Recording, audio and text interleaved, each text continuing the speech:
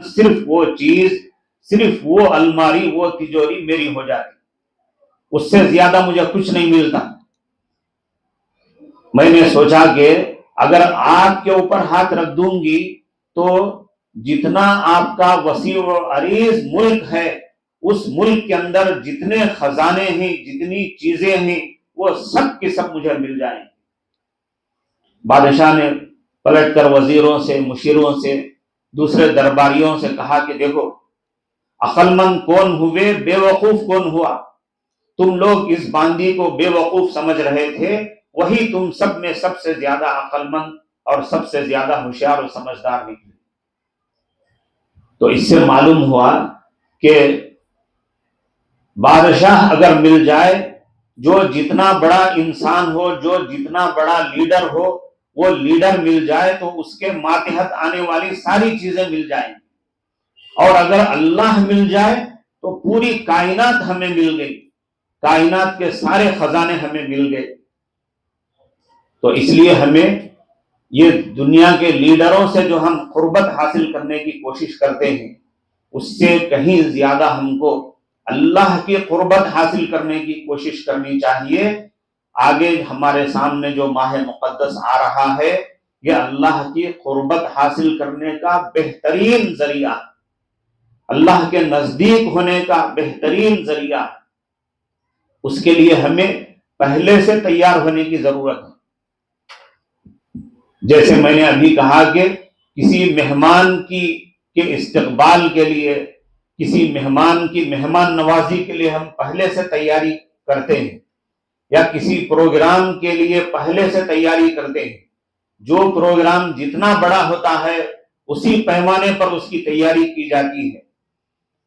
تو ہمارے اسلاف جو 6 مہینے پہلے سے اس کے لیے تیاری شروع کرتے تھے، 6 مہینے پہلے سے اس کے لیے دعا شروع فرما دیتے تھے، وہ رمضان کی قدر و قیمت جانتے تھے کہ رمضان کا مہینہ کتنا عظیم الشان مہینہ ہے، وہ اس کی قدر و قیمت جانتے تھے، اس لیے پہلے سے دعائیں شروع فرما دیتے تھے کہ کہیں ایسا نہ ہو کہ رمضان کا ایسا عظیم الشان مہینہ، ایسا مقدس مہینہ جس کے اندر نیکیاں ہمیں ہول سیل انداز سے ملتی ہیں، جس کے اندر اللہ کی قربت حاصل کرنے کے بڑے زبردست اعمال رکھے گئے ہیں، اللہ سے قربت حاصل کرنے کا بڑا زبردست موقع ہے، آخرت کی تیاری کرنے کا بڑا بہترین موقع ہے۔ ایسا موقع ہمارے سامنے آئے اور اس کے سامنے پہنچ کر، اس کے قریب پہنچ کر ہم کہیں دنیا سے رخصت نہ ہو جائیں، یا اس کے قریب پہنچ کر ہم کہیں بیمار نہ ہو جائیں، جس کی وجہ سے رمضان کے اعمال ہم نہ کر سکیں، رمضان کی صحیح معنوں میں قدردانی نہ کر سکیں۔ اللہ سے تڑپ تڑپ کر 6 مہینے پہلے سے دعائیں شروع کر دیا کرتے تھے، اور پھر رمضان کا مہینہ جب گزر جاتا تو 6 مہینے تک یہ دعائیں فرمایا کرتے تھے کہ اے اللہ، جتنے اعمال کی آپ نے ہمیں رمضان میں توفیق دی ہے، روزوں کی شکل میں، تراویح کی شکل میں، تلاوت قرآن کی شکل میں، اور دوسرے اعمال کی شکل میں، ان تمام اعمال کو قبول بھی فرما۔ آپ نے ہی توفیق دی ہے اور آپ ہی اس کو قبول بھی فرما لیجیے۔ آپ نے سنا ہوگا، عید کا موقع تھا، حضرت عمر رضی اللہ عنہ رو رہے تھے۔ عید کا موقع، عید کا دن رونے کا دن ہے یا خوشی منانے کا دن ہے؟ حضرت عمر رضی اللہ عنہ رو رہے ہیں۔ آپ سے پوچھا گیا کہ کیا بات ہے؟ پورا شہر خوشیوں میں ڈوبا ہوا ہے، یہ خوشیوں کا موقع ہے اور آپ رو رہے ہیں۔ تو حضرت عمر رضی اللہ عنہ کی جگہ اگر ہم میں سے کوئی ایسا رویا ہوا ہوتا اور ہم سے کوئی پوچھا ہوتا کہ بھئی کیوں رو رہے ہیں، تو ہم جیسے لوگ اس زمانے والے یہ کہے ہوتے کہ بھئی ہمارے پاس عید کے موقع پر اچھے اچھے کپڑے پہننے کے لیے، اچھے اچھے کپڑے خریدنے کے لیے پیسے نہیں تھے، میں اپنے بچوں کو اچھے کپڑے نہیں دلا سکا، دوسرے سارے بچے اچھے کپڑے پہن کر خوشیاں منا رہے ہیں، میرے گھر میں نہ کپڑے ہیں نہ کھانے کا انتظام ہے، اس لیے میں رو رہا ہوں۔ مگر حضرت عمر رضی اللہ عنہ کون تھے؟ حضرت نبی کریم صلی اللہ علیہ وسلم سے قریبی تعلق رکھنے والی عظیم شخصیت تھی۔ وہ شخصیت تھی جس کے متعلق حضرت نبی کریم صلی اللہ علیہ وسلم نے فرمایا، لو کان بعدی نبی لکان عمر، اگر میرے بعد بھی نبوت کا سلسلہ جاری رہتا، نبیوں کے آنے کا سلسلہ جاری رہتا، تو میرے بعد نبی بننے والے حضرت عمر ہوتے۔ ایسی شخصیت تھی۔ تو ایسی شخصیت کے متعلق اندازہ لگائیں کہ جس کے متعلق حضرت نبی کریم صلی اللہ علیہ وسلم یہ فرما رہے ہیں، اور اس کے علاوہ بہت ساری تعریفیں حضرت صلی اللہ علیہ وسلم نے حضرت عمر رضی اللہ عنہ کے متعلق فرمائی ہیں، ان کا بڑا درجہ بیان فرمایا ہے۔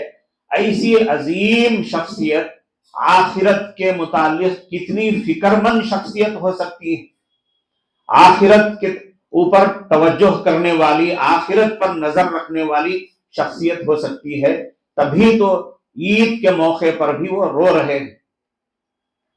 حضرت عمر رضی اللہ عنہ نے فرمایا، میں اس لیے رو رہا ہوں کہ رمضان کے جو اعمال ہم نے اللہ کی توفیق سے کیے ہیں وہ پتہ نہیں قبول بھی ہوئے یا نہیں ہوئے۔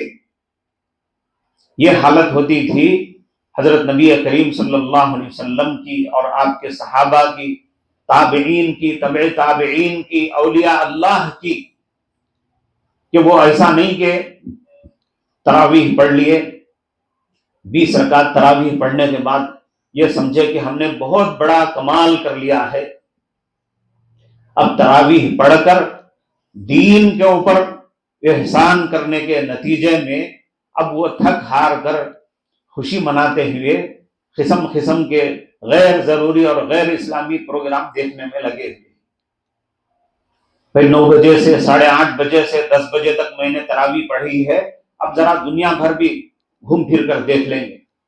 ہمارے پاس جو ہمارے جیبوں میں اور ہمارے ہاتھوں میں جو جہنم کی کھڑکی ہے، اس کھڑکی سے ذرا جہنم کو جھانک کر دیکھ لیں گے، ذرا مستی مار لیں گے، ذرا ہم جو اب تک تھک گئے ہیں تراویح پڑھ کر وہ تھکان اتار لیں گے، جہنم کی کھڑکی سے جھانک کر جہنم کو دیکھ لیں گے، یہ سوچ کر ہم فون لے کر شروع ہو جاتے ہیں۔ یہ نہیں، اسلاف، صحابہ کرام، تابعین، تبع تابعین، یہ حضرات جہاں اعمال کرتے تھے اور ان اعمال کو اپنا کمال نہیں بلکہ اللہ کی توفیق سمجھتے تھے، اور پھر اللہ کی توفیق سمجھ کر جو اعمال کیے ہیں، ان اعمال کے بعد ان اعمال کو قبول کرانے کے فکر مند ہو جاتے تھے۔ بھئی ہم نے جو تراویح پڑھی وہ تراویح قبول بھی ہوئی یا نہیں ہوئی، ہم نے جو تہجد پڑھی ہے اللہ کی توفیق سے وہ تہجد قبول ہوئی بھی نہیں ہوئی، ہم نے جو رمضان میں روزے رکھے ہیں اللہ کی توفیق سے یہ روزے قبول بھی ہوئے یا نہیں ہوئے، جو نمازیں ہم نے پڑھی ہیں وہ نمازیں قبول بھی ہوئی یا نہیں ہوئی۔ ربنا تقبل منا انک انت السمیع العلیم، آپ نے یہ دعا سنی ہوگی جو قرآن کریم میں ہے۔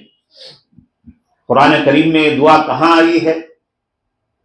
جب حضرت ابراہیم علیہ السلام اور ان کے لڑکے حضرت اسماعیل علیہ السلام خانہ کعبہ کی تعمیر سے فارغ ہوئے، اپنے گھر کی تعمیر سے نہیں، اللہ کے سب سے پہلے اور سب سے بڑے اور سب سے مقدس گھر کی تعمیر سے فارغ ہوئے۔ کتنی عظیم سعادت تھی، کتنا عظیم الشان کام تھا۔ اس سے جب فارغ ہو رہے ہیں تو یہ دعا کر رہے ہیں، یہ نہیں کہ بھئی ہم نے بہت بڑا کام کر لیا، اللہ کے حکم پر ہم نے بجاوری کر لی ہے، اللہ کے حکم پر ہم نے عمل کر لیا ہے، اب ہمارا بہت بڑا کمال ہو گیا، یہ نہیں، بلکہ خانہ کعبہ کی تعمیر سے فارغ ہونے کے بعد یہ جو تعمیر کا عمل ہوا، اس عمل کو اللہ کے پاس قبول کروانے کے لیے ربنا تقبل منا دعا فرما رہے۔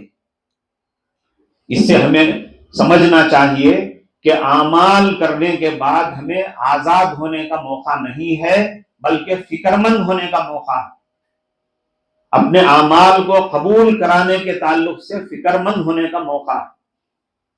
تو ہمارے سامنے جو رمضان کا مقدس مہینہ آ رہا ہے اس کے لیے ہمیں ابھی سے ذہنی طور پر، روحانی طور پر، ایمانی طور پر تیار ہونے کی ضرورت ہے، اس کے لیے تیاری کرنے کی ضرورت ہے۔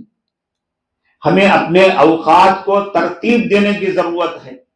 رمضان آنے سے پہلے ہم اس کا ٹائم ٹیبل بنا لیں کہ بھئی ہمیں رمضان کے ہر 24 گھنٹے کس طرح گزارنا ہے، رمضان کے ہر 24 گھنٹے کس طرح گزارنا ہے، اس کا ہم ایک ٹائم ٹیبل بنا لیں گے تو پھر اس کا نتیجہ یہ ہوگا کہ ہم سوچیں گے کہ بھئی ہم نے ہی یہ ٹائم ٹیبل بنایا ہے، اب ہم کو اس ٹائم ٹیبل کے مطابق رمضان گزارنے کی ضرورت ہے۔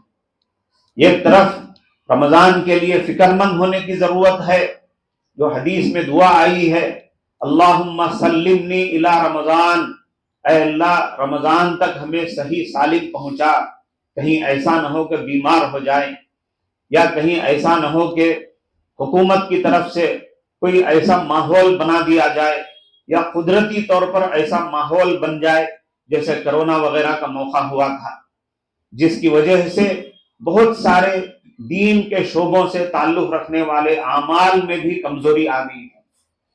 آدمی عمل کرنے کی طاقت تو رکھتا ہے مگر موقع نہیں ہے، تراویح جماعت سے پڑھنے کا خواہش مند تو ہے مگر حکومت سے پابندی لگا دی گئی ہے کہ بھئی کوئی باہر نہیں نکل سکتا ہے، حکومت کی طرف سے اجازت تو دی گئی ہے مگر پابندی لگا دی گئی ہے کہ بھئی کوئی اگر باہر نکل بھی سکتا ہے تو زیادہ سے زیادہ 9 بجے تک نکل سکتا ہے، 9 بجے کے بعد کسی کو باہر نظر نہیں آنا چاہیے، جیسے ہم نے کرونا کے موقع پر دیکھا۔ وَسَلِّمْ لِي رمضان، اور رمضان کو میرے لیے محفوظ بنا دیجئے، خیر والا بنا دیجئے، وَتَسَلَّمْهُ مِنِّي مُتَقَبَّلًا، اور رمضان کو مجھ سے اس حال میں قبول فرما لیجئے کہ وہ آپ کے یہاں مقبول ہو جائے۔ اسی طرح ایک اور دعا ہے، اس دعا کے مفہوم کو میں آپ کے سامنے پیش کرتا ہوں۔ دعا ہے، اللہم قد اظل شہر رمضان وحضر فسلمہ لی وسلمنی فیہ وتسلمہ منی، اے اللہ رمضان کا مہینہ ہم پر سایہ فگن ہو چکا ہے اور آ پہنچا ہے سامنے ہی، پس تو اسے میرے لیے سلامتی والا بنا دے اور مجھے اس میں گناہوں اور بیماریوں سے سلامت رکھ اور اسے میری طرف سے مقبول کر کے وصول فرما۔ اے اللہ مجھے اس مہینے کے روزے رکھنے اور اس کی راتوں میں قیام کرنے کی توفیق عطا فرما، صبر کے ساتھ اور ثواب کی نیت کے ساتھ۔ صبر کے ساتھ کا مطلب کیا ہے؟ کہیں ایسا نہ ہو کہ روزوں کی موسم کی شدت کی وجہ سے روزہ رکھنے سے آدمی گھبرانے لگے، روزے کو بوجھ محسوس کرنے لگے، ایسا نہ ہو۔ اگر روزے میں تکلیف بھی ہو رہی ہے میں اس پر صبر کر لوں، اللہ کی طرف سے کوئی شکایت نہ کروں۔ گرمی کی شدت ہے، دن بہت بڑا ہو گیا ہے، تو بھی میں اس پر نہ زبان سے نہ ہی دل سے شکوہ شکایت کروں، بلکہ صبر کے ساتھ میں راتوں میں قیام بھی کروں اور روزے بھی رکھ سکوں۔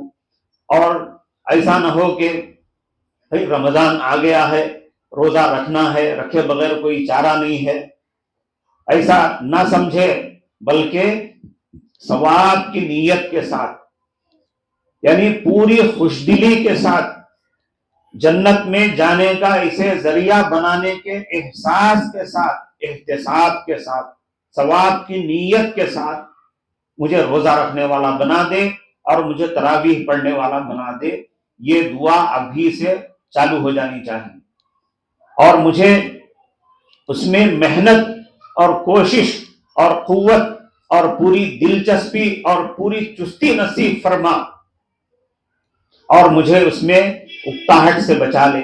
کتنی زبردست قسم کی دعا ہے، وَأَعِذْنِي فِيهِ من السامۃ والفترۃ والکسل والنعاس، مجھے اس میں اکتاہٹ سے بھی بچا لے، سستی سے بھی بچا لے۔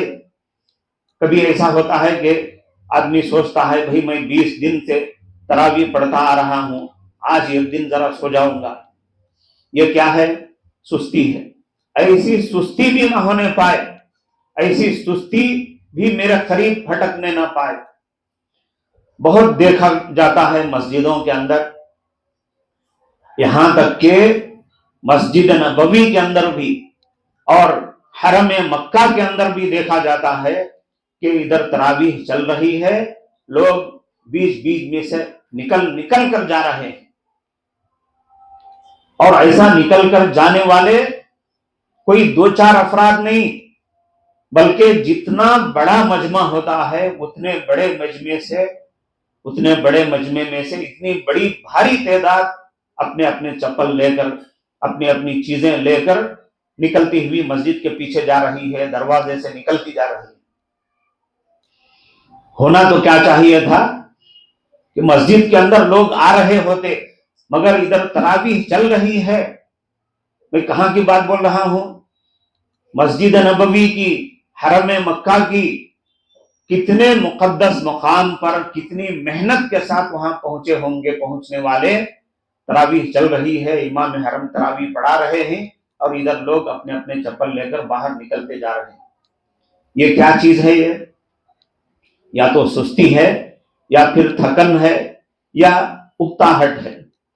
ابھی جو دعا آپ کو بتلائی جا رہی ہے، اس میں ایسی ساری چیزوں سے پناہ مانگی گئی ہے۔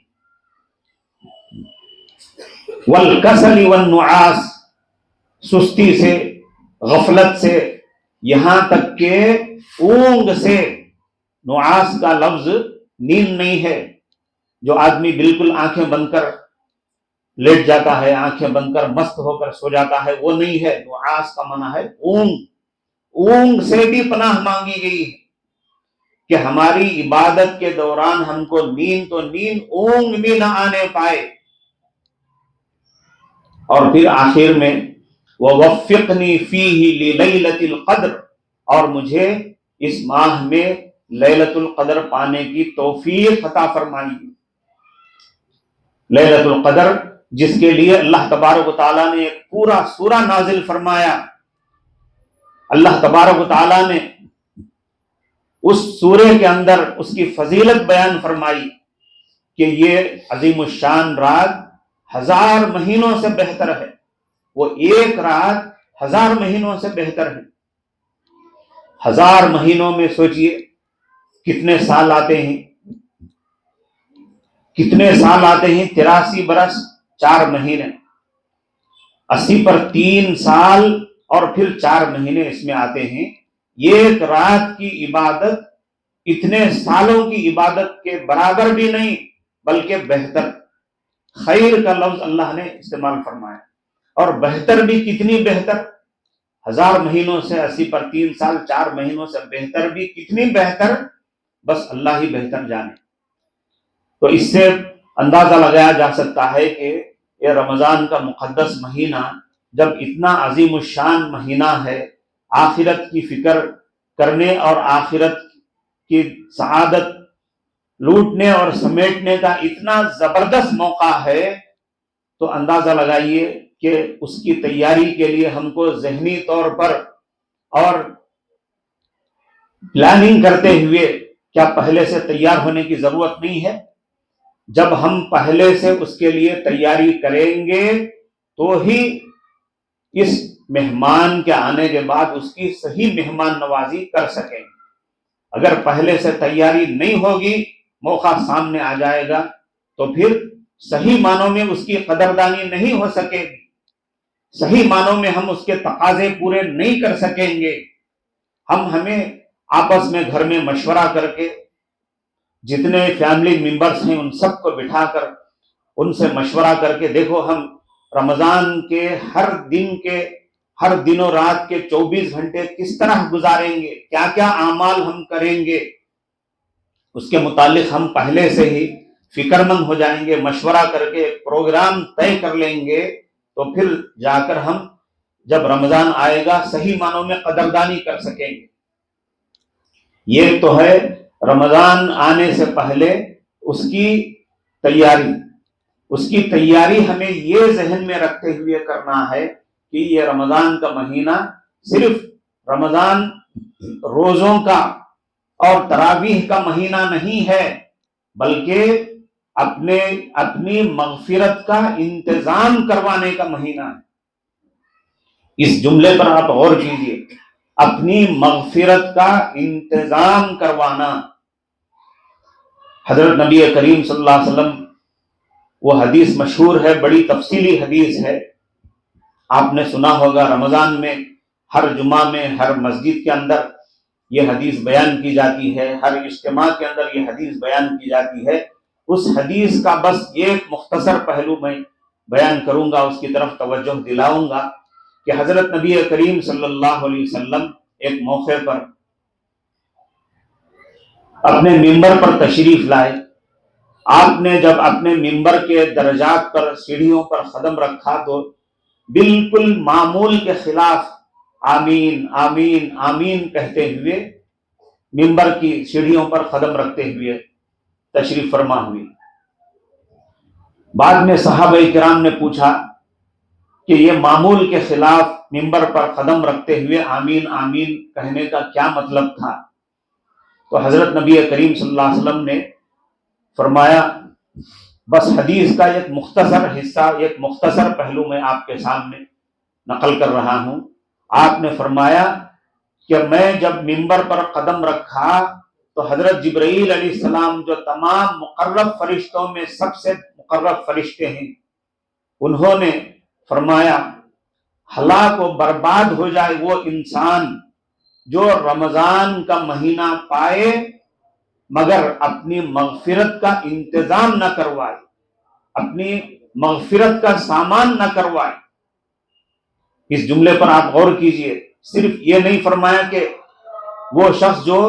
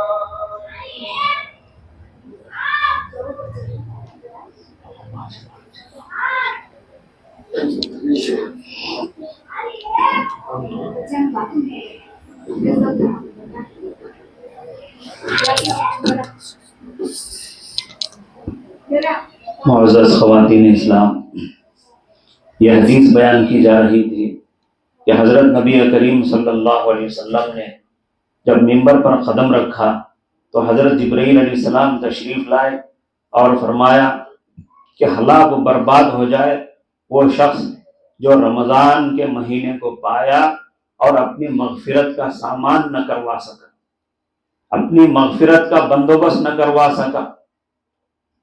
اس پر کیا ہوا؟ حضرت نبی کریم صلی اللہ علیہ وسلم نے آمین فرمایا۔ ایک طرف غور کرنے کی بات یہ ہے کہ صرف روزے کی بات اس میں نہیں بتائی جا رہی ہے، صرف تراویح کی بات نہیں، صرف تلاوت کی بات نہیں، بلکہ یہ فرمایا جا رہا ہے کہ رمضان کے مہینے کو پا کر اپنی مغفرت کا انتظام نہیں کروا سکا۔ اس پر ہمیں سمجھنا چاہیے کہ رب جب روزے ہم رکھ رہے ہیں تو وہ روزے رکھنا بھی اخلاص کے ساتھ ہونا چاہیے۔ یہ نہیں کہ بھائی میں اب مغرب کی نماز کو تو پڑھنے کے لیے جانا ہی جانا ہے، ظہر کے لیے بھی جانا ہی جانا ہے، میں یہ منہ لے کر جاؤں گا تو لوگ کیا کہیں گے، کیا بھی روزہ رکھے نہیں کیا؟ کیونکہ روزے دار کا چہرہ اچھی طرح سمجھ میں آ جاتا ہے۔ اب لوگ کہیں گے، لوگ کیا پوچھیں گے، میں کیا جواب دوں گا، چلو بھائی روزہ رکھ لیتا ہوں۔ اور سائنس نے بھی اس کے بڑے فائدے بتلائے ہیں، سائنس نے بھی اس کے بڑے زبردست فائدے بتلائے ہیں۔ ادھر یہ فائدے بھی مجھے مل جائیں گے، صحت کا سامان بھی ہو جائے گا، چلو روزہ رکھ لوں گا۔ ایسا نہیں، ایسا زبردستی کا روزہ، ایسے مطلب کا روزہ، ایسے مقصد کا روزہ نہیں۔ ایماناً من صام رمضان ایماناً واحتساباً، ایمان کی حالت میں روزہ رکھے، یعنی اخلاص کے ساتھ روزہ رکھے اور ثواب کی نیت پانے کے ساتھ ساتھ اسے روزے کو جنت میں جانے کا ذریعہ بنانے کے احتساب کے ساتھ، اس احساس کے ساتھ روزہ رکھے۔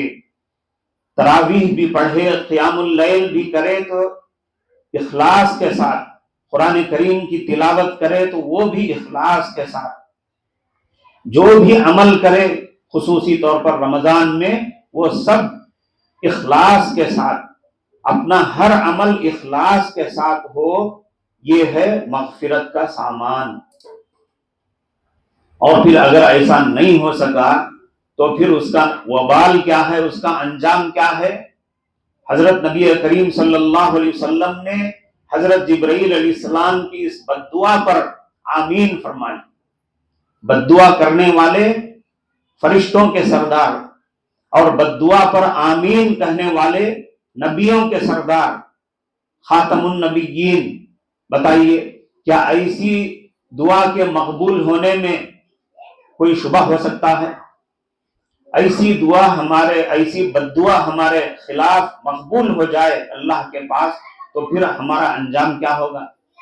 آج جو ہم ہمارے ارد گرد حالات دیکھ رہے ہیں، ہمارے خلاف جو حالات چل رہے ہیں، یہ حالات کے اسباب کا ایک سبب یہی ہے کہ حضرت جبرائیل علیہ السلام کی بد دعا اور حضرت نبی کریم صلی اللہ علیہ وسلم کی اس پر آمین ہمارے خلاف مقبول ہونے کی وجہ سے ہمارے یہ حالات بن رہے ہیں۔ ہمیں اپنے حالات کا جائزہ لینے کی ضرورت ہے۔ حضرت نبی کریم صلی اللہ علیہ وسلم نے یہ جو بد دعا فرمائی ہے، حضرت جبرائیل علیہ السلام نے جو بد دعا فرمائی ہے، اس بد دعا کو ہمیں خصوصی طور پر ہمارے پیش نظر رکھنا چاہیے، ذہن میں رکھنا چاہیے اور اپنے لوگوں کو یہ بات سمجھانی چاہیے، بچوں کو سمجھانا چاہیے، بڑوں کو سمجھانا چاہیے۔ لوگ بہانے سے روزہ نہیں رکھتے ہیں، اس لیے ابھی سے ان کی ذہن سازی کر کے روزہ رکھنے کے لیے ان کو تیار کرنا چاہیے۔ بیماری کا جو مسئلہ ہے، شوگر پیشنٹوں کا جو مسئلہ ہے وہ اپنی جگہ ہے، ایسے بھی بہت سارے لوگوں کو دیکھا جاتا ہے کہ جو محض بھوک کی اور پیاس کی تکلیف کی وجہ سے روزہ نہیں رکھتے ہیں. ایک صاحب جو بڑے اچھے صحیح سالم تندرست نظر آ رہے تھے، وہ بتا رہے تھے کہ بھائی میں روزہ نہیں رکھتا ہوں اس لیے کہ مجھے روزے کی حالت میں بہت پیاس لگتی ہے. بھائی جتنے لوگ روزہ رکھتے ہیں، پچھلے سالوں میں روزہ رکھتے آئے ہیں، وہ بتائیے روزے کی حالت میں خاص طور پر دوپہر میں 2 بجے 3 بجے کے موقع پر، پھر خاص طور پر اگر گرمی کا موسم ہو تو آپ کو پیاس لگتی ہے، یا پھر دوپہر میں 2 بجے 3 بجے نناری کا شربت پینے کا مزہ آتا ہے، بھوک لگتی ہے، یا بریانی کھانے کا مزہ آتا ہے. اگر کوئی روزے دار یہ کہتا ہے بھئی گرمی کے موسم میں دوپہر میں 2 بجے 3 بجے مجھے بریانی کھانے کا مزہ آتا ہے، مجھے نناری کا شربت پینے کا مزہ آتا ہے، تو وہ روزے دار جھوٹا ہے. چاہے نبی ہو، چاہے صحابی ہو، چاہے کوئی بھی کتنا بڑا بزرگ بھی کیوں نہ ہو، ہر ایک کو روزے کی حالت میں تکلیف ہوتی ہے. اسی تکلیف کی وجہ سے تو اللہ تبارک و تعالیٰ اسے اتنا بڑا انعام دیتے ہیں جو فرشتوں سے نہیں بلکہ خود اپنے ہاتھ سے اسے انعام عطا فرماتے ہیں. الصوم لی وانا اجزی بہ، بندہ روزہ میرے ہی لیے رکھتا ہے اور میں ہی اسے اس کا انعام عطا فرماتا ہوں. اس کے لیے جو خصوصی گیٹ تیار کیا جاتا ہے جس کا نام ہی رکھا گیا باب الریان، سیرابی کا دروازہ، سیرابی کا گیٹ. سیرابی کسے بولتے ہیں بھائی؟ آدمی کھانا کھا لیا، ایسا کھانا کھایا کہ اب اس کے بعد چاہے وہ باسی کھانا کھایا ہو مگر ایسا پیٹ بھر کر کھا لیا کہ اب اس کے سامنے بریانی بھی پیش کی جا رہی ہے تو وہ کہتا نہیں بھائی میں ایک نوالا بھی نہیں کھا سکتا. یہ ہے سیرابی کی حالت. باب الریان، سیرابی کا دروازہ.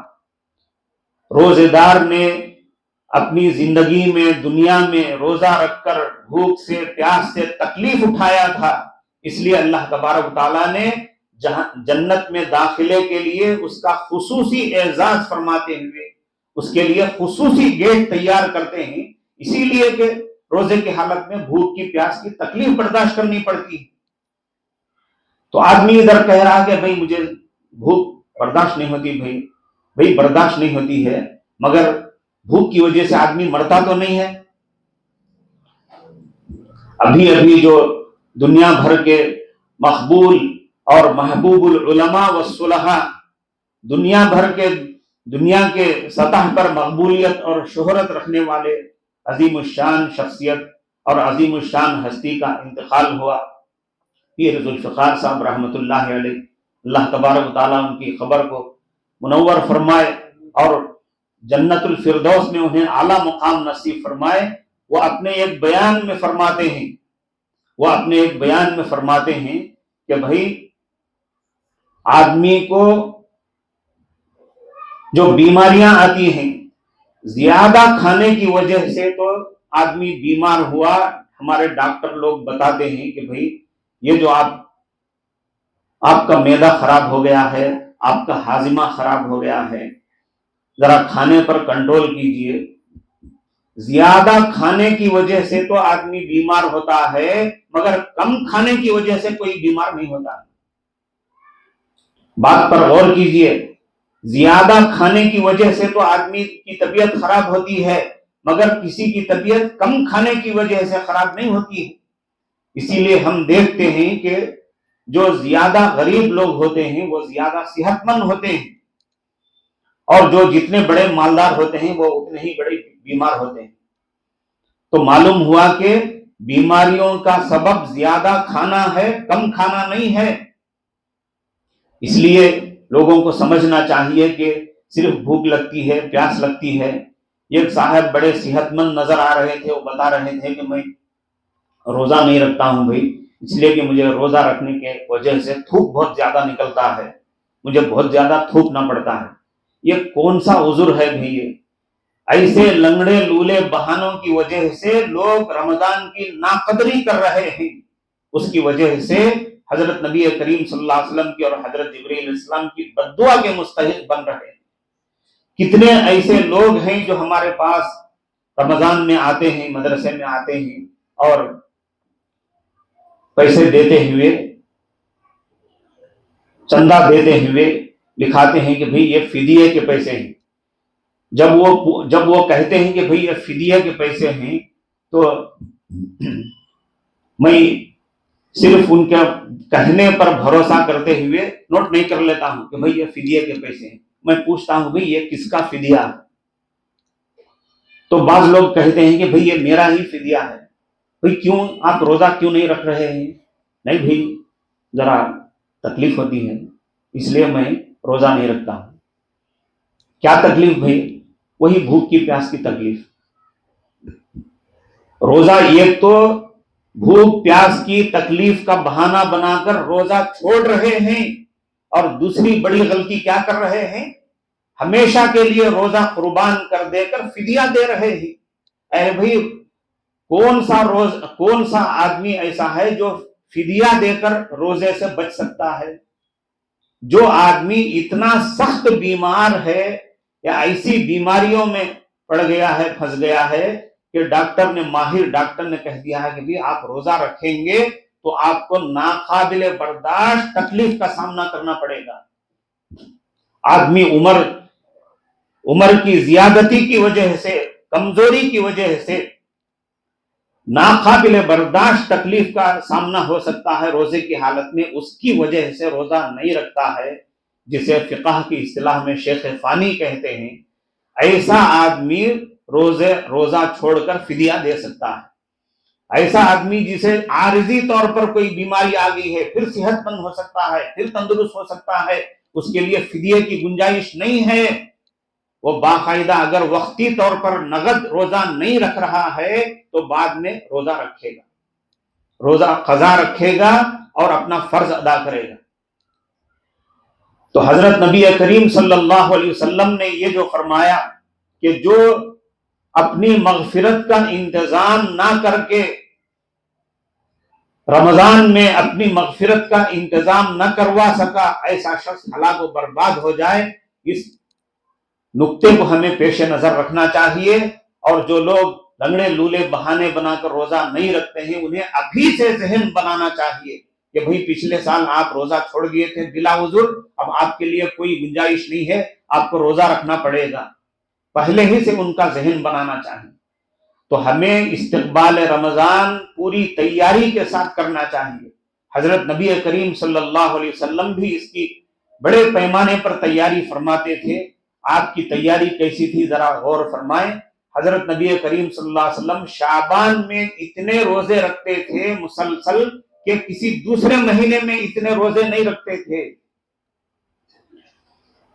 یہ ہے حقیقی تیاری رمضان کا، یہ ہے صحیح معنوں میں استقبال۔ مگر یہ بات بھی یہاں ذہن نشین کر لینی چاہیے کہ نصف رمضان کے بعد نہیں، نصف رمضان کے بعد ہمیں مسلسل روزے نہیں رکھنے چاہیے۔ تو رمضان کے استقبال اور رمضان کے تقاضوں کو پورا کرنے کی تیاری ابھی سے ہمیں شروع کر دینی چاہیے۔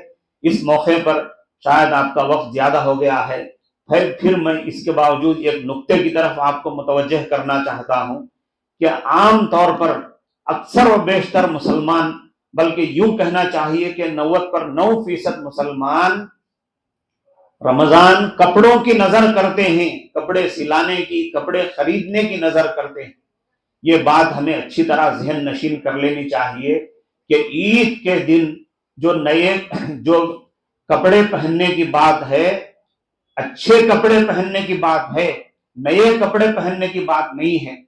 اپنے کپڑوں میں سے جو اچھا کپڑا ہے وہ چن کر پہنے، اور یہ بھی کوئی فرض واجب نہیں ہے۔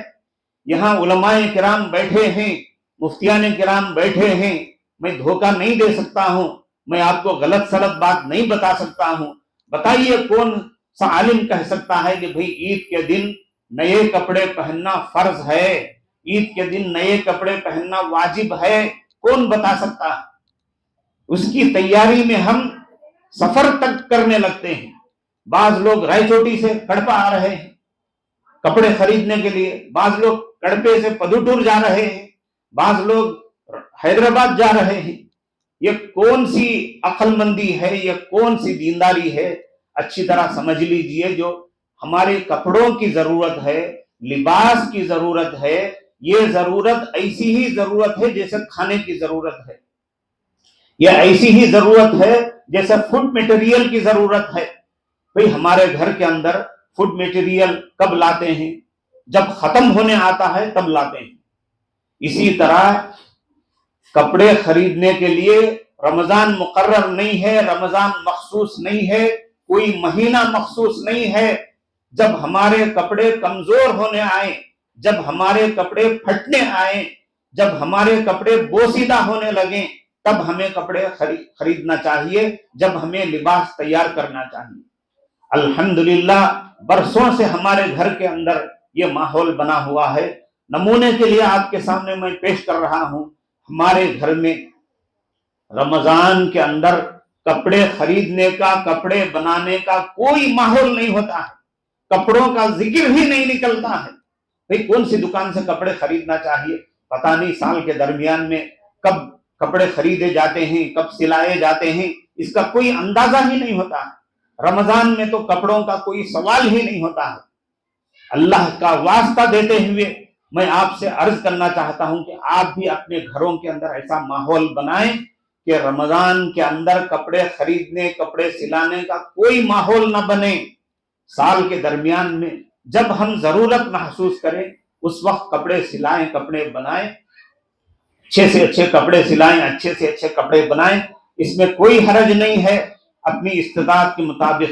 مگر رمضان کو ہمیں کپڑوں کا مہینہ نہیں بلکہ رمضان کو ہمیں روزوں کا مہینہ بنانا چاہیے، تراویح کا مہینہ، قیام اللیل کا مہینہ، اعتکاف کا مہینہ اور تلاوت قرآن کا مہینہ بنانا چاہیے.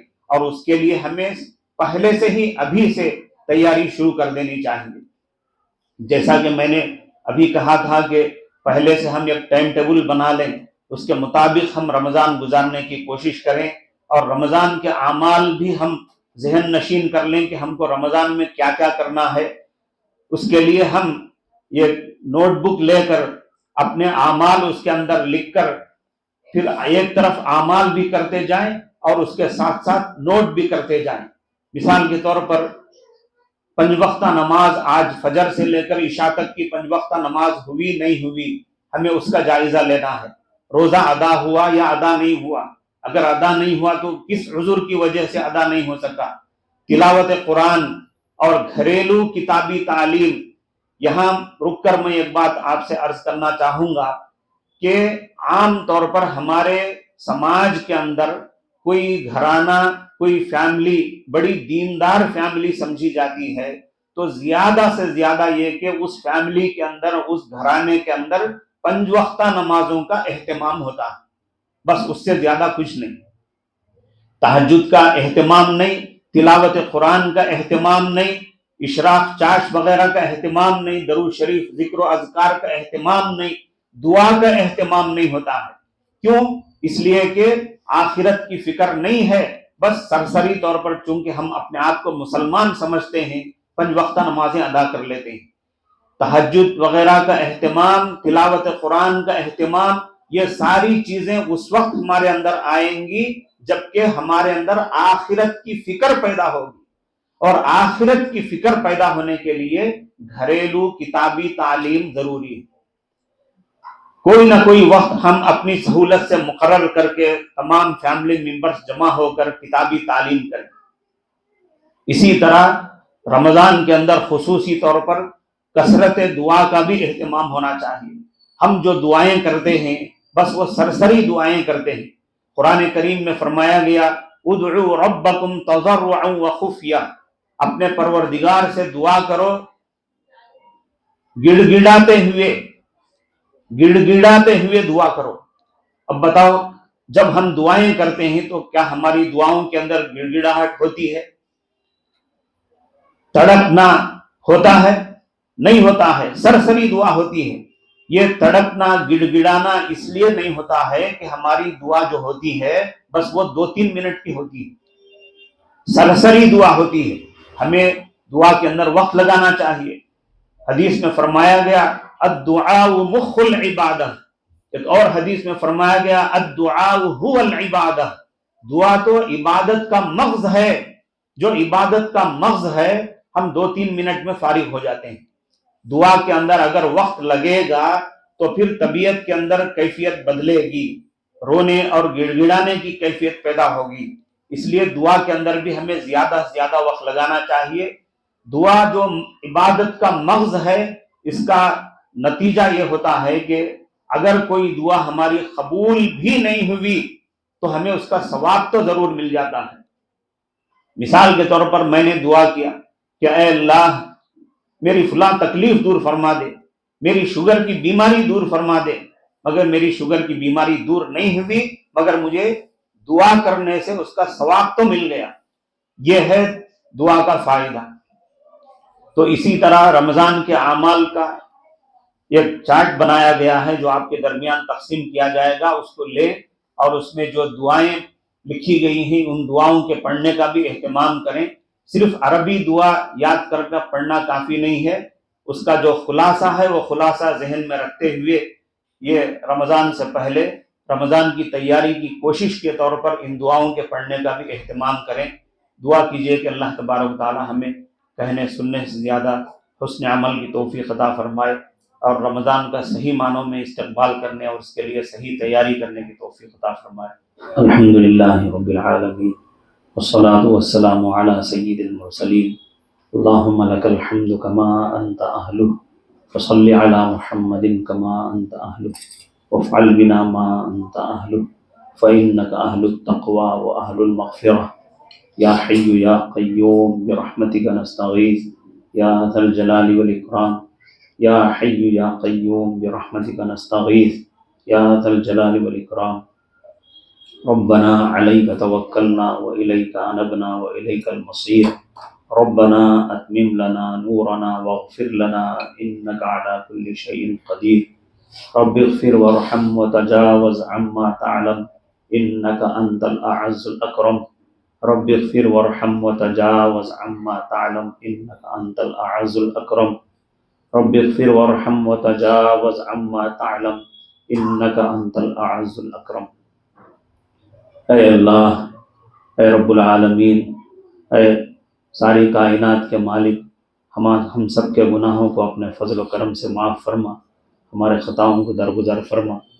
اے اللہ، چھوٹے بڑے جان کر کیے ہوئے یا انجانے میں کیے ہوئے ہر قسم کے ہمارے تمام گناہوں کو معاف فرما۔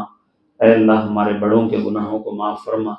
اے اللہ، ہمارے رشتہ داروں میں مسلمانوں میں جتنے بھی انتقال کر گئے ہیں، اللہ ان کی مغفرت فرما، ان کے درجے بلند فرما، اور جو بھی زندہ ہیں اے اللہ انہیں صحت عطا فرما، انہیں تندرستی عطا فرما۔ اے اللہ، خاص طور پر امت کے علماء کرام، امت کے بزرگان دین جو امت کے فکر مند ہیں، امت کی اصلاح کے لیے کوششیں کر رہے ہیں، اے اللہ ان کی عمروں میں برکت عطا فرما، ان کی صحت عطا فرما۔ اے اللہ ہمیں آپ کی دی ہوئی تمام نعمتوں کی صحیح معنوں میں قدردانی کرنے کی توفیق عطا فرما۔ اے اللہ، تمام مادی اور غیر مادی نعمتیں، روحانی ایمانی نعمتیں، جتنی بھی نعمتیں آپ نے عطا فرمائی ہیں ان سب کی صحیح معنوں میں قدردانی کرنے کی توفیق عطا فرما۔ اے اللہ، غفلت سے ہماری حفاظت فرما۔ اے اللہ، غفلت کی وجہ سے، نفسانیت کی وجہ سے ہم بہت سارے سنتوں سے فرائض اور واجبات کو بھی ترک کرتے جا رہے ہیں۔ اے اللہ، ہماری غفلت کو ختم فرما۔ اے اللہ، ہر قسم کے فتنے سے ہماری حفاظت فرما۔ اے اللہ، زندگی اور موت کے فتنے سے ہماری حفاظت فرما۔ اے اللہ، مسیح دجال کے فتنے سے ہماری حفاظت فرما۔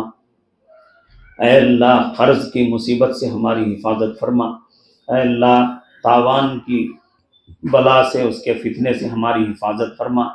اے اللہ، یہ فونوں کے فتنے سے ہماری حفاظت فرما۔ اے اللہ، امت مسلمہ کی حفاظت فرما۔ اے اللہ، طرح طرح کی مصیبتیں جو ہمارے دائیں بائیں اوپر نیچے ہر طرف سے آ رہی ہیں، اے اللہ ان سب فتنوں سے، ان سب مصیبتوں سے ہماری حفاظت فرما۔ اے اللہ ہمیں اپنی غفلت کا، اپنی کوتاہی کا اور اپنی کمزوریوں کا احساس عطا فرما۔